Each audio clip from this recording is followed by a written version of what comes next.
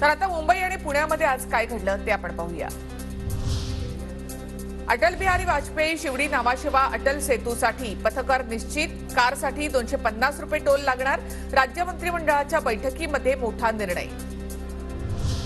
बहुप्रतीक्षित शिवडी नामाशिवा अटल सेतूचं काम पूर्ण, 12 जानेवारीला पंतप्रधान मोदींच्या हस्ते लोकार्पण होणार। मुंबईमध्ये एकूण 6000 बांधकामांना परवानगी। मुंबई महानगरपालिकेच्या प्रदूषण मार्गदर्शक तत्वांचं उल्लंघन करणाऱ्या 2955 बांधकामांना नोटिसा, 603 बांधकामांना कारणे दाखवा नोटीस, तर 868 कामं थांबवली। मुंबईच्या हवेची गुणवत्ता सुद्धा खालावली, धुक्यातही मोठी वाढ। मुंबईत 18.4°C तापमानाची नोंद, तापमान आणखी घसरण्याचा हवामान खात्याचा अंदाज।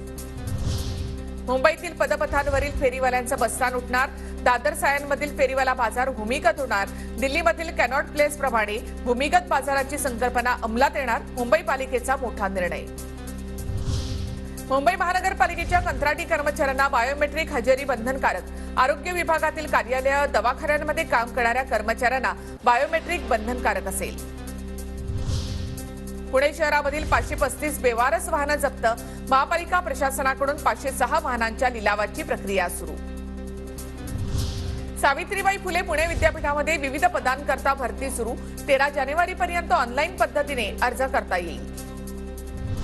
पुण्यामध्ये ओला उबरचा प्रवास महागला, प्रादेशिक परिवहन प्राधिकरणाकडून वातानुकूलित टॅक्सीच्या भाडे दरामध्ये वाढ।